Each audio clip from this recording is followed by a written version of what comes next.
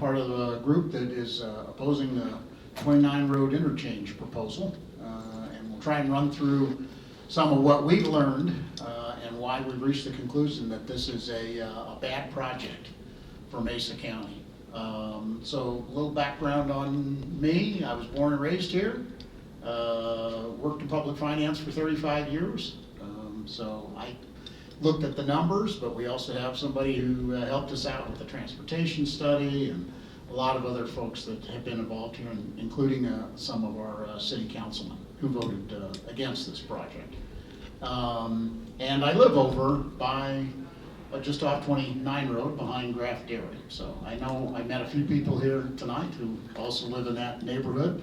So you know you have the concerns that I do about what access and traffic could be. So we're a nonpartisan group that really is trying to just educate folks about the 29 Road project, because what we found is that when we talk to people and educate them about this project, most people think, why are we doing this? Which is a very good question. Why are we opposed? We'll get into detail on this, but it really falls into three areas. This is a very expensive project, right? It's going to cost the taxpayers $173 million over the next 30 years to build this, and the costs are going up. We think that the costs will have to go up because of some of the mitigation that the Colorado Department of Transportation is going to require to even get this approved. More importantly, no, the project does not include any improvements to 29 Road, which is going to turn into one of the worst roads in the county. So the second area is really the transportation study shows that this project is unsafe. It actually leads to an increase in accidents and fatalities on I-70. Traffic does not get better on Patterson and 29 Road, it gets worse. So this is really going to create a huge bottleneck when you take a 4-lane highway and run it into a 2-lane highway south of Patterson. And frankly, up to this point, they've kind of ignored some of the community concerns. I know I was talking to a few of you about your concerns about noise, pollution, driveway access, all of those kind of things. We have not gotten any answers about how that is going to be impacted. So all up and down 29 Road, but also in the neighborhoods on either side of there, right? This is not like 24 Road where it was built in open fields. This is a residential area, right? All up and down 29 Road. Too costly. The ballot measure, which is Mesa County ballot measure 1A, says they'll incur debt of $80 million, and to repay that, it's going to cost the taxpayers $173 million over 30 years. There's no state or federal funding. This is 100% on the back of the local taxpayer. And city residents get the pleasure of actually paying twice, because the city's picking up half the debt service under an agreement that they negotiated with the county. So you'll pay once as a city taxpayer and once as a county taxpayer for this project. It is going to postpone a lot of other priorities.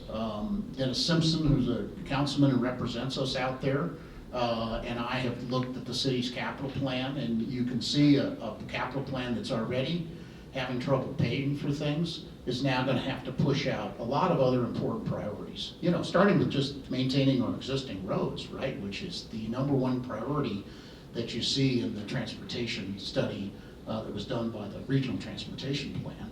But we've also got important things like a police annex, right, workforce housing, the OM pool. I mean, you know, there's a lot of other things that I think if you ask most citizens, they would say, that's probably a higher priority for me right now. And as I said, the costs are likely to increase if they hope to get CDOT. No state or federal support, and in fact, CDOT has some serious safety concerns about this project. Gary Schulte, who's a transportation professor at CMU, was kind enough to dig into that study for us, and we've discovered that there's some real issues that have been raised, and we don't think CDOT would approve this project in its current form. It basically doesn't provide much of a transportation benefit. You know, it's really more of an economic development project than a transportation project, it appears.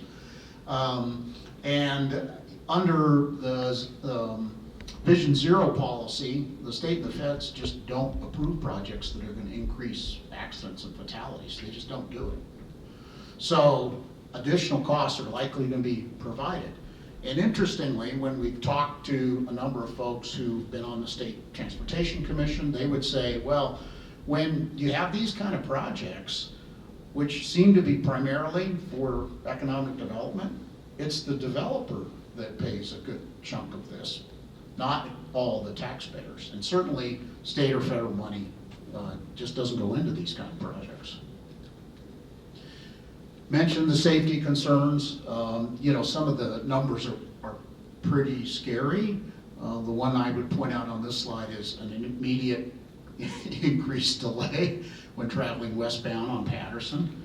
So there seems to be a misconception that somehow traffic's going to get better on Patterson. It's not, right? And if you think about it, now you're going to be dumping, a bunch of traffic coming off on the interstate that's going to take a right, and add that to Patterson. And as I said, 29 Road is going to become one of the most congested roads in Mesa County. And all of you who drive that know that, right? We go from a 2-lane country road, I would say, currently, north of Patterson, right, to a 3-lane road, to 4 lanes, right, to get us up and over the railroad tracks in 6 and 50, our I-70 business loop, then back to 2 lanes, right, over the bridge and up to US 50. So you can imagine putting 18-wheelers on that road and a lot of other traffic. And these are things that I know I was talking to several of you before the meeting, right? There is no environmental study that's been completed on this project. And noise, pollution, driveway access, bicycle and pedestrian safety. I mean, we have a couple of schools, right, up there north of Patterson Road on 29.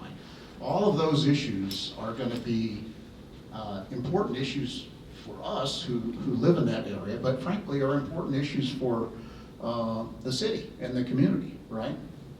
We want it to be a livable place. I was chatting with somebody before the meeting thinking, okay, if you are riding a bike or walking to the new rec center, how are you going to cross that 5-lane highway to get there? There's no pedestrian overpass that's planned. Those things are, I think, big issues to be resolved. So some of you probably recognize this picture, right? Here's 29 Road right here in Patterson. But the visual really shows you, this is residential, right? This isn't open fields. A lot of people live here. Here's Matchett. And we've got a number of housing developments continuing to be built out this way. So it's going to add more traffic to 29 and a half Road. And if you look at the current plan, they're going to have to take people's front yards. It's going to be a situation potentially where they might have to use eminent domain, right? I mean, there's some serious questions to be answered in order to turn 29 Road into a 5-lane highway. So we've gotten lots of comments from people. I just threw a few of them up there. As I said, when we talk to people about this project and you talk to them about the facts, most of them go, why are we doing this? This is a slide that Scott put together for us, which to remind us that we do have an interchange that's less than 1.25 miles away from 29 Road at Horizon Drive. It has gas stations, it has restaurants, it has hotels, so we're now gonna do another kind of interchange like that close by. I know the Horizon Drive Business District has some real concerns about why you would want to do that. But even if you did, perhaps what you ought to look at is a frontage road along I-70, right, to connect Horizon and 29. Why do you need a full interchange there? So the question of who's benefiting, right, I think is a legitimate one to ask. Clearly, there are folks that want to develop land north of I-70. And if they are to benefit, again, what CDOT would say is they probably ought to be major contributors to the cost of paying for the cost of this project. You know, we think this is really a costly project. The cost inevitably is going to go up, and we're talking tens of millions of dollars. So the city's current plan just to do improvements on 29 Road is about 28 million. Do I have that right, Carrie, roughly? No, just to do improvements on 29 Road. So while somebody may say that there's no tax increase involved here, it's coming, or budget cuts are coming, and so what does that do to other city and county priorities? You know, and we listed a few of them and talked about those earlier. This is a great slide that Jason Yen put together for us, that for 80 million bucks, right? Or really 173 million, because you're bonding out this project. What else could you do? And so those are items that are in the city's current 10-year capital plan now that undoubtedly are going to get delayed or deferred because we're just not going to have the money to do it. And there's some important items there, right? Fire stations, training center, our parks, the river trails, street maintenance, right? All things that I think taxpayers would say, those are probably higher priorities for me. So, how can you help us? Well, first and foremost, tell your friends and neighbors about this. We have a pamphlet over here. You're welcome to grab as many as you want. Put a sign in your yard. Get the word out, right? Because again, I think when people hear about this, they are likely going to say, this doesn't make any sense. Write letters to the paper. Post on social media. We have a Facebook, No on 29 Road Facebook page. You know, call into a local radio show. Just spread the word any way that you're comfortable doing. Send an email to your friends and neighbors. Let them know. And then obviously, most importantly, you know, vote no on ballot issue 1A. There's a lot of ballot issues this year, as you know, if you've gotten your blue books. You know, the county ballot issues will be at the very end. Please don't forget to go all the way to the end and vote no, because we're definitely going to need your support to do that. Okay, so I will stop talking and we will take comments and questions. Yes, ma'am.